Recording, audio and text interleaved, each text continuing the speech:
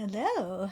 It is noon on Wednesday, and that means it is Writing Wednesday. And I'm Janet Fitch. I'm a novelist and a writing teacher, and I come here every week to answer your writing questions. Questions about the writing life, questions about your own work that you've been struggling with, because believe me, if you've been struggling with it, other people have been struggling with it. I have been posting archived um, essays or whatever you call these chats. Hi, Rosemary, on my on a YouTube station, YouTube channel, Janet Fitch's Writing Wednesday. So that's an easy way to access the archive. And if you like what I'm doing over there, subscribe, and then you'll get updates, which I do quite frequently. So today, I open myself up also to your questions. If you have questions in advance, you can always write them to me in my website, janetfitchwrites.com. And otherwise, ask questions in the comments section. I'm happy to take your questions today. So welcome, and hopefully you've been able to get some reading done over the holidays. And as pandemic lockdown looms, or at least people are being more cautious and staying home more, hopefully you'll get more writing done. That's a useful application of a time where you are stuck inside more. Get more writing done. So right now I've been finishing a bunch of books that I got for Christmas, Hanukkah, etc. One of which was How to Live, a biography of Montaigne, who I don't know if you know, but is one of my favorite philosophers. In the old days, people didn't read self-help books.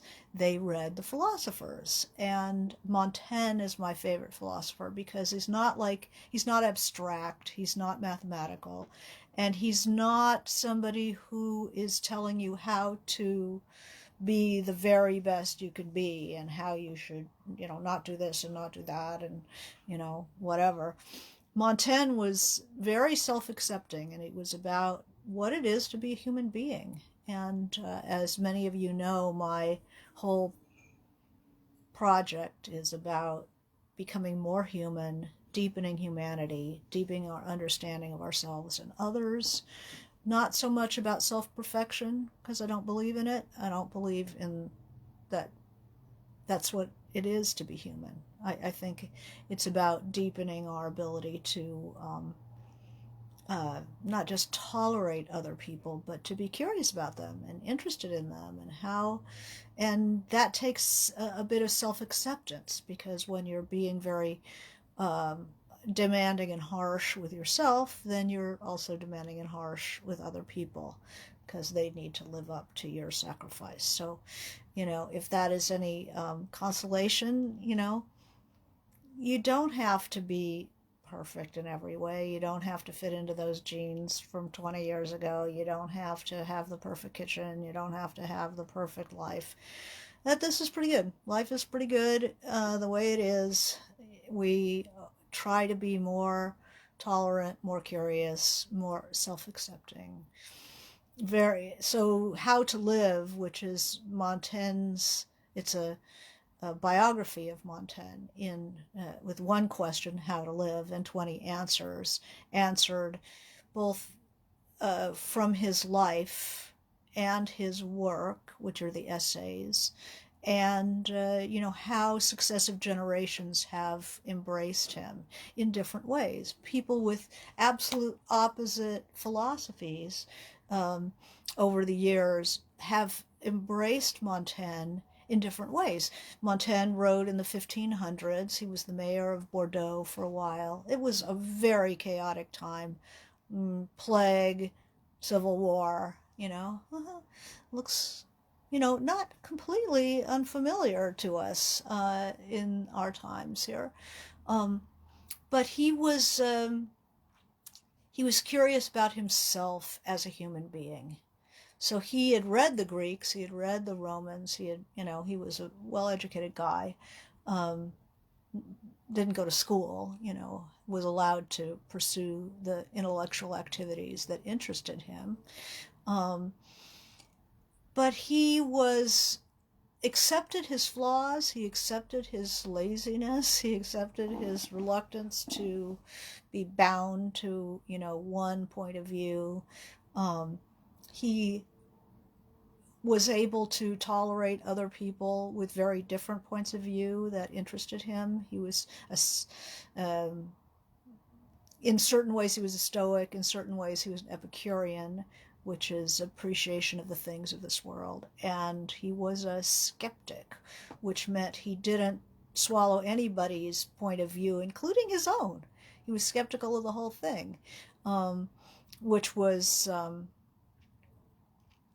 a very unusual thing in a time. He lived through a time of bitter civil war in France, where everybody felt like they had to take sides and become more and more extreme, Protestant and Catholic, extreme Catholics, extreme Protestantism, massacres, and terrible civil war. And he was political. He was like, how can we find common ground? How can we become more moderate, and find our common ground and get through this and allow for differences and stuff. And he was a very valuable political player of his time.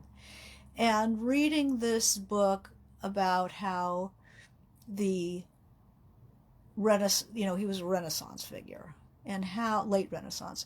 So, how the rationalists took him, how the romantics took him. Everybody took their own point of view about him, why he was hated by certain more rigorous kind of moralistic, programmatic philosophers on the abstract side, people like Pascal and Descartes, because his philosophy was, he was we would almost call them creative nonfiction or memoir. They're a combination. He would follow a thought about life and just follow it wherever it went. And so he contradicted himself and embraced that. He didn't have this either or thing, where if you believe this, you can't believe that. He could see how at times he believed this, and at times he believed exactly the opposite, and both were true. So that's the Whitman. I embrace multitude. I embrace multitudes. I embody multitudes. Because he was interested in what it meant to be human, and he was scolded a lot on by his contemporaries, because when he traveled, say, he was always looking at little things like what to eat and how it affected him. He actually wrote about his physical functions, which was shocking in those days, that somebody would talk about their kidney stones or passing a stone after drinking the spa water, or other kinds of things. He was very astute about people. He was very astute about himself and curious, and he wrote like a novelist.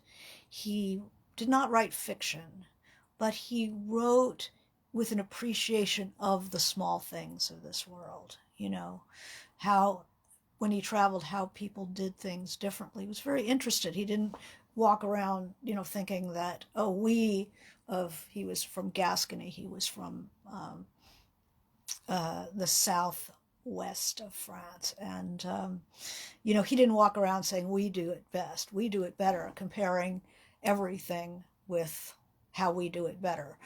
As you know, if you've ever traveled with somebody from some glorious city, they're always looking at it and saying, oh, it's sort of like this. It's sort of like this from my hometown. Or they don't do it the way, we do it.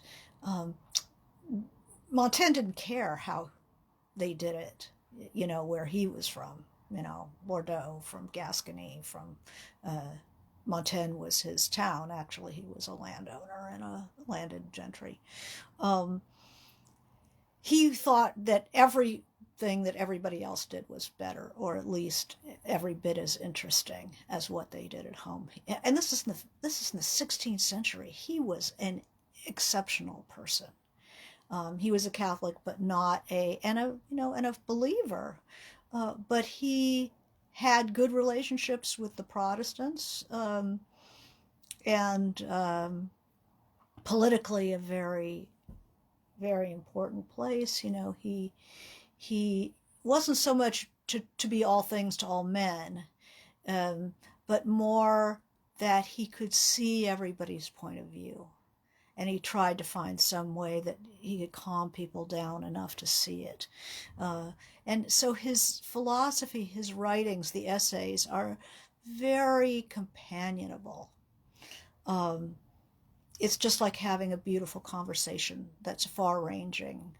He didn't feel the need to prove anything. So he's my absolute hands-down favorite philosopher.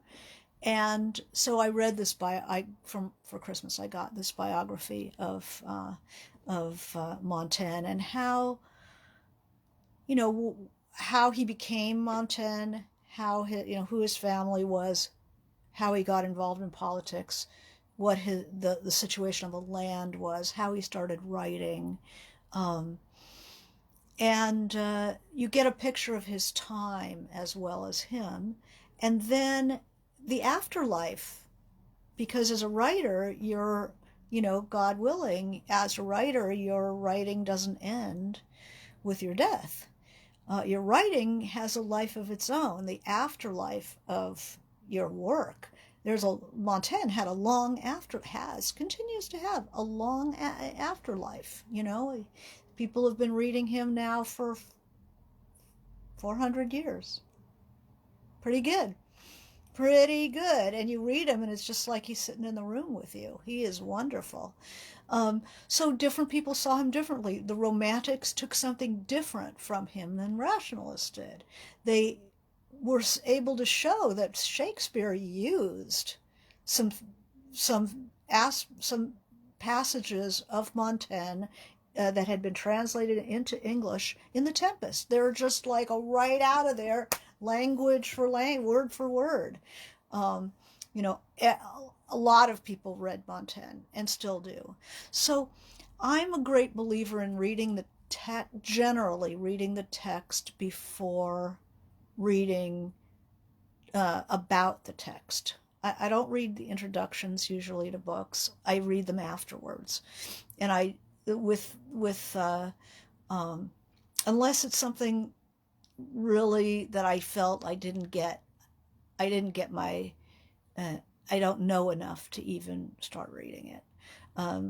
Generally, I try to read the thing first and then go back and read about it, and then sometimes read it again.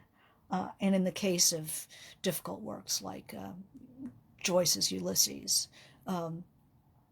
to read them again and again and again and again and get something else out of them each time. A work like Finnegan's Wake, I probably would read about it because I have tried to read it and gotten, maybe 20 pages and gone like, whoa, what the hell is this all about? So it's not that I'm against secondary works, but I always try to engage with the original first. And with Montaigne, he's a very easy read. So I would try to read it. I read the essays, selected. He wrote a lot.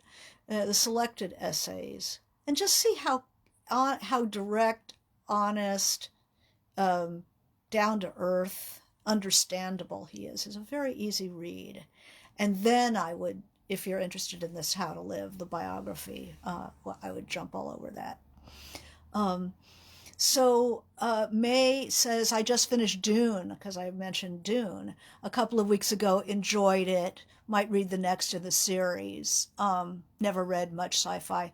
I read a lot of sci-fi in my college years. A lot of sci-fi, a lot of Philip K. Dick, Roger Zelazny, Jose Farmer, Kate Wilhelm and Ursula K. Le Guin, just a brief period where I just bathed in that stuff. And I think there was a lot of pressure, academic pressure at the time, so it was nice to do something that was completely escapist and wonderful and enough thought provoking that it did not it didn't get old.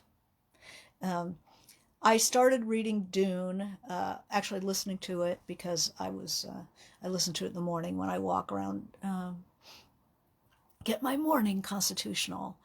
And I'd seen the movie and thought, well, let's read the book. Always try to read the book. And the writing isn't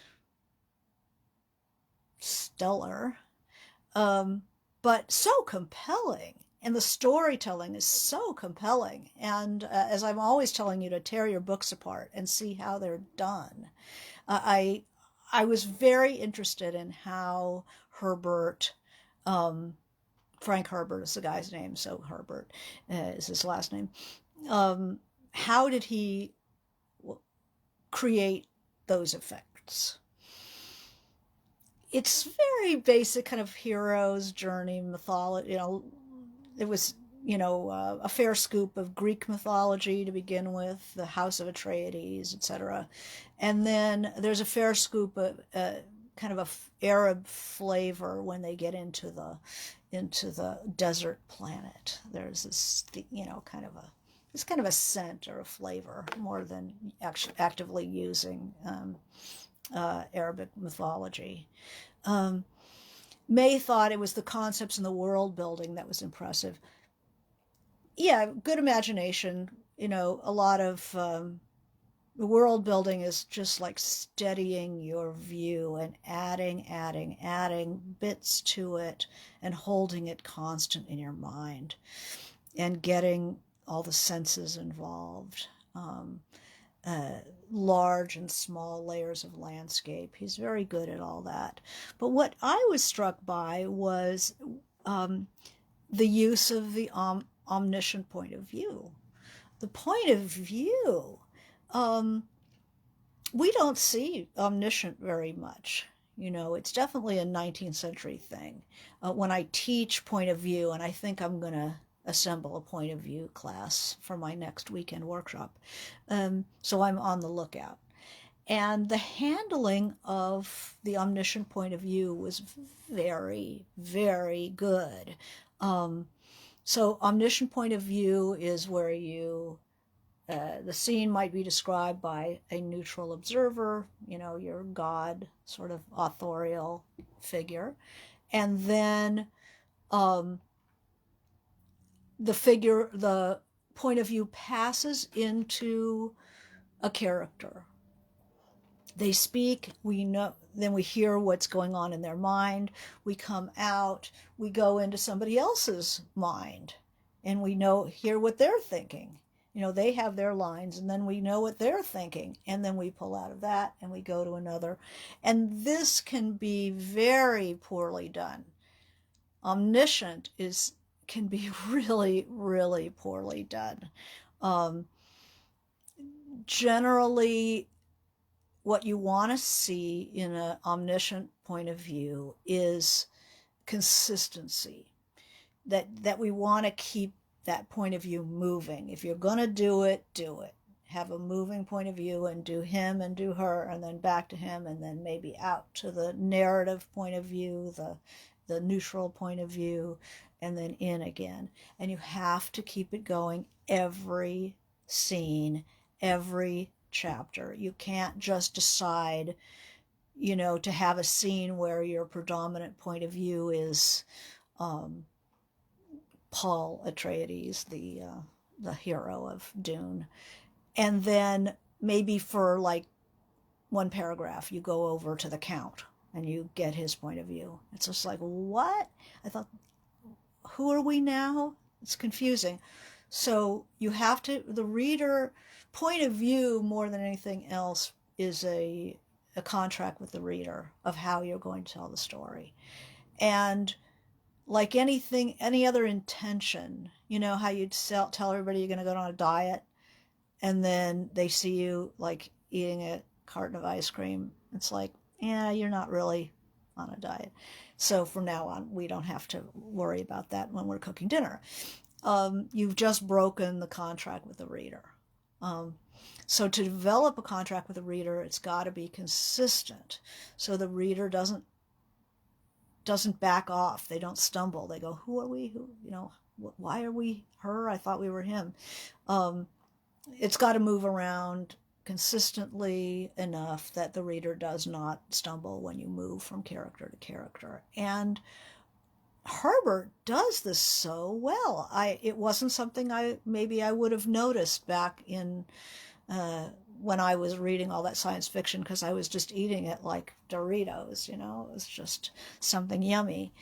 I never stopped to think about how it was constructed, but now that's primarily what I'm not primarily, but it is definitely a big part of how I read and what I'm looking for. And he does it so wonderfully. You'll be in a scene with, say, the young protagonist, wonderfully played in the movie by Timothy Chalamet or however you pronounce it. And his mother and, say, some warrior teacher. And you'll have, Paul will say something and he'll think something, and then then the Count says something, who's a devious character. And, we're told that nobody can read his thoughts, and then we get his thoughts. And it works really interestingly because Dune it's one of those sci-fi hero myths with where houses are conspiring against one another, and there's a lot of subterfuge, a lot of lying. Lying is great. Lying is always great in fiction. There's a lot of lying, and then the Omniscient lets us. It's like watching a poker game where you get to look at everybody's hand, and what it loses in mystery, because when you're a single person struggling through the world and you don't know what other people are thinking, there's more pressure on you, right? You've got to be the one who's thinking of what's going on. This makes an easy read because it shows you everything. It shows you everyone's poker hand. There's nothing held back from the reader. We know when people are have wrong assumptions about other characters. Some of the characters are more intuitive than others. So there's this shimmering awareness that's being passed around as you can see the whole hand of poker, the whole game. Everybody's cards are on the table for us. And so it really eases its own path. The difficulty with the multi-character, omniscient point of view is enough identification with a protagonist that you can finish the book, that you can take the different things that have gone on with a character and their development and pull the strings together. It makes it harder. The ending, I felt, had the flaw of the multi-character story. Too many points of view, and so how do you finish it in a satisfactory way? It doesn't really finish like the way you'd like a novel to finish. It's like, the first novel of a series to come, which is exactly what ended up happening. It didn't bother me that much. I thought that it was so well done, and the handling of suspense was also really good in Dune. The scenes, the way it works with the scenes was like Poe, the way Poe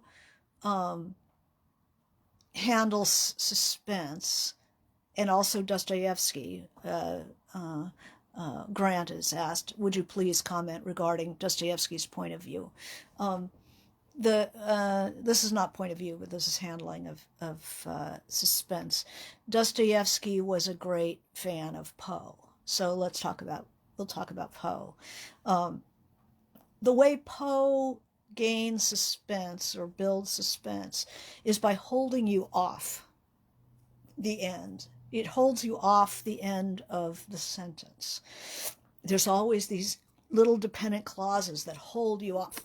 And what I mean to say, that is, unless you believe in, a lot of asides, and just, it's like, I want to tell you, but I don't want to get to the end and actually tell you. And it builds suspense because we want to get to the end of the sentence. We want to get to the point, and he's holding us off. And Herbert milks every major action in the suspense leading up to it. I mean, we're going to look at every shoelace being tied, every buckle, before a battle, every buckle being buckled, every preparation being made. We're going to go into characters' heads and their worries or whatever, and, putting off the inevitable clash. And often he'll go from the building up to the clash and move to another scene. So we're still waiting for the clash as we have to go and look at what's happening over in this part of the cave or whatever, this part of the palace or somebody else's planet, and then so we're still waiting to come back and have the battle, and that's a common device. I mean, that's certainly you're going to see that in Dickens. You see that Dickens is a great one for breaking off in the middle of the scene and moving you into another part of the story and then moving you back. It's a wonderful. You can get sick of cliffhangers. You can get sick of it. You don't. If you do it too much, it really overplays its hand. But judiciously, in a novel, maybe you could probably use maybe 4 cliffhanger chapters out of 30 or 40. You don't want to overuse it, but they're really fun and leave the reader hanging. But just filling the world before the lightning flash, before the event, slowing time. It's about handling time, really. So you slow that time as the tension rises as you're examining things before the battle. Many errors are made in intermediate work of people hurrying to the action. And what that does is it demands that level of action continue throughout the book. And that's exhausting. And it doesn't allow the buildup of suspense is part of the satisfaction once you get to that moment of action. If you haven't built up to it, it's like going on a date. There's something about those hours spent before the date and thinking about the date and thinking about what might happen and getting figuring out what you're going to wear. And I don't want to wear that. Oh, I wish I had something I liked better. Oh, maybe this, maybe that. Am I black leather? Am I red lace? And the powdering and the showering and the hair and the makeup and stuff. And it adds to the pleasure of the date. Although sometimes it overwhelms it, especially for kids. You finally get there and you go to the mall and have a Cinnabon, and it's sort of anticlimactic. So you got to balance or else your battle scene might be a little anticlimactic. After all that prep, you better pay off. On the other hand, if you're balancing, then you really have to pay off. Some people in the sophisticates, in the order of sophisticates, um, are afraid to have a big scene. They're afraid of that, build up and then release. They'll do a build up and then no release. And I don't care for that at all. So here's some questions. When you reference the Dune movie, no, I'm referencing the book. And did I reference the movie? Yeah, I guess I saw it. It was like half the story, and it was the recent one totally fine. But I don't, comparing movies and books. It's just, for me, it's very interesting to. I'm much more interested in the book. They did not do the point of view is different in a movie and a book. So to say is Herbert's point of view versus the film director's version, you don't have internal thoughts in a film unless there's voiceover. It's a visual medium. So the book and the movie are always going to be different, very different, and on that exact point. Let's see if there are other questions about point of view.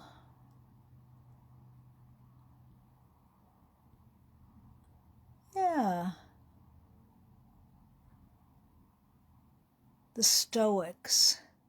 Phyllis is saying, I heard from a numerology a few years ago, and now I bring it up. Why don't they teach this in school? They don't teach philosophy in school? Yeah, they do in college. You have to take it. Usually you get the Greeks and maybe some Romans, But it's, anybody who knows me knows that Stoic philosophy has been very helpful during this time that we're living in now. But the Stoics were very rigorous, and I kind of like the Montaigne more self-acceptance, that we're not training ourselves to be heroes, but that the Stoic Phyllis is saying, no, I mean as how to live. Yeah, it would be very useful to young people if they taught kind of the basics of Greek philosophy, although we are living in a time where, the Western canon is maybe less exciting to people than in other generations, but hopefully the idea is to not throw the baby out with the bathwater and add rather than subtracting. So Wendy says, would you advise reading the same point of view as your writing project? So if I'm, say, writing in a close third, I should read close third. I think that you should do this before you're writing a novel. If you're writing, say, in Omniscient or something more difficult, like second person or something plural. If you're writing in a strange or less familiar style, you should play with it before you start writing. When you're writing and reading, some people say, oh, I can't read while I'm writing. It's like, well, I'm always writing, so if I didn't read while I was writing, I would be in trouble. So what I do is I'll read, I have to read a lot of stuff that isn't necessarily what I need to be reading when I'm writing. So that aside, let's put those books aside. I will be reading things that, not so much that speak to subject matter, no. I won't be reading stuff that's a similar subject matter to what I'm writing, generally speaking. What I'm going to be looking for is inspiration. So I'm going to be reading things that have an interesting form, that are beautiful on the sentence level, really inspiring on the sentence level, that will have elements that I hadn't thought of. It's this is the current post, my new post on my YouTube channel, Janet Fitch's Writing Wednesday on YouTube. Please subscribe, and you'll get all these. So this is the new one, is one I did on inspiration, and it's how to get that oxygen in the water, especially when you're working on a long project. You go stale, and it's just, oh God. I recently had that as a that's been kind of dogging me the last few weeks. I've been feeling detached from my book. I've got a difficult scene and I've done it, but the suspense, the run-up part doesn't have enough pressure to pop that scene the way I need it to pop. Again, here we are back at Dune. I need to work on the suspense. I need to build up the pressure, the detail with an emotional charge. So the detail builds pressure so that when the scene pops, the action comes, I've prepared the reader enough for it. That's hard. And feeling detached from it. So reading things that make me remember why I want to write. Things that, like Dune, who knew that would be inspiring? Mostly it was escapist. I just needed something vivid that just, to give myself a break, and saw some things that I could use. So Linda says, would you comment on pros and cons of the braided structure with multiple points of view? Yeah, braided is somewhat different than Omniscient. A braided point of view, each chapter will have one point of view. And then when you finish the scene or the chapter, the next point of view is another person. So you use up as much as you know about this person in this scene, and you finish it off, and then you move over to the next character and allows that first story to kind of regenerate itself. You do this, you do, Merlin's story, and then you finish it off, and then I've gotten all I can get out of Merlin at that point. And I move over to Morgan Le Fay, and I get her, and, as much as I can say about her, some scene that she finishes, maybe there'll be 3 of them, and then enough of her. And then maybe we go to somebody else. And then by the time I go back to Merlin, he's progressed in his own story, and there's more to say. So braided point of view is very helpful for you. But it's not the same as Omniscient, where you switch within a scene. You do, Anna Karenina, and then Tolstoy has his say, and then you go into the husband's point of view and into his mind, and then you come out and you go into somebody else's, or back to Tolstoy, or back to Anna. So that is all within. It's like this shimmering group consciousness that's very different than the braided story, which is individual, individual, individual, and then we trade off. So Jeff says, do you ever feel like a little ghost of what you're reading will slip into the voice of your writing? I'm always wary of that occurring without notice. I don't worry about it. It does occur. It's a flavor. It's like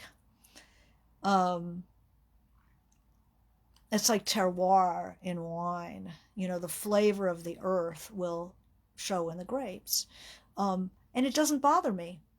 It'll show. It will show in your work. It'll show up as a flavor, a rhythm, something. And I think the reader gets to that part and they just think, okay, is that's that part of the book and it has this certain flavor. They might not know that you were reading Cormac McCarthy at that point, and the little flavor of it shows through.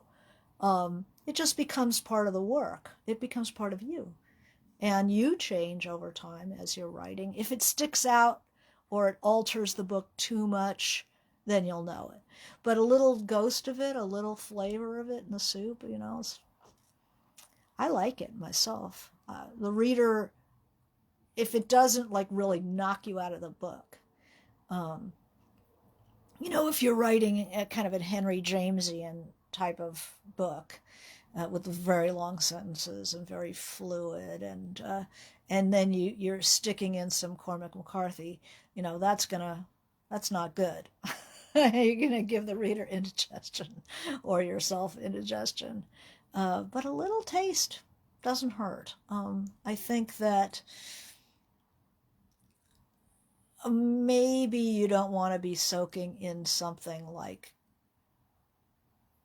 a rough minimalist Western Cormac McCarthy-ish voice while you're writing something very lyrical. If you're having, with me, it's more, I'll be writing in a style or a mood that I lose track of from time to time because it's not quite me. It's the voice of the book rather than my personal voice at the time. And I might look for works to reinforce that. I remember writing some aspects of, I have a very harsh voice. My native voice can be very harsh. So I'm often looking for more lyrical writers to read to remind myself of the music that I want. So that's important. The other thing inspiring for me is always the senses, working with the senses. When that's one of the things that with my dead, my I won't say dead, my this chapter that I've been trying to work my way through and realizing I need to do more of the suspense, more of the buildup. Also, I noticed the absence of sense detail. And so once I saw that, I saw my detachment as a detachment from the physical. And I have a strong predilection to the physical and life on earth. I mean, that's why I like Montaigne. I like life as experienced through the body. And whenever I get away from that, things go flat on me. So that was a way that that chapter started moving again. So Grant says he just checked Montaigne's writing book source today. Essays of Montaigne, great books of the world in the University of Chicago series. Yeah, they're all over the place. You can get them there. I have a Penguin Classics because that's what we used in college, as selected essays. You don't have to read a huge one. You can just get one of the selecteds. They're very nice. And definitely one of the great books, absolutely. The Essays of Montaigne. So Jeff was saying, I'm reading McCarthy, Child of God. Good thing it was short, you're clairvoyant. No, Cormac McCarthy is one of those people whose style is so strong. We talked about this if anybody took my art of the sentence class. His style is so strong that you have to clear it out if it doesn't work for your book. There might still be a flavor left, but he will derail your Henry James or whatever you might be trying to do because it's like talking to somebody who I have a bunch of cousins in Texas, and when you talk to them, you end up starting to talk like them. You can't help it. It's so contagious. So that has to be cleared out if you're reading that while you're writing your elegant 19th century novel. Um, uh, so Grant was saying that a solution for chapter that doesn't work is to take the stack of printed papers, throw them against the wall, pick them up in whatever sequence. Resequencing is very interesting. Um, the point of view is very interesting. You know, we're talking omniscient point of view. One of the ways of playing with point of view or thinking about point of view is to take something written in a one point of view and as an exercise and writing it in another point of view. So taking it out third and putting in first. You get all kinds of information that you don't get otherwise. You know, I've never taken a close third and done it in Omniscient. But now I'm curious, a little more curious about Omniscient and seeing how else that might work. What else can I tell you about?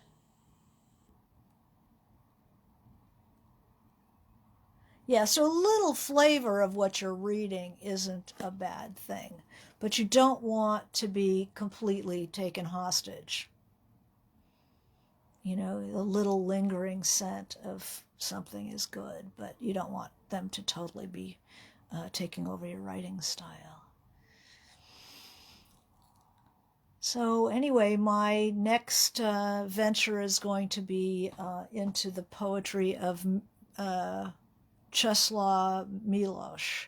There's a class that's being taught at the Community of Writers by Robert Haas, the poet, about Milosz, a 6-week course that starts on the 20th, and it's still open, I believe, for signups.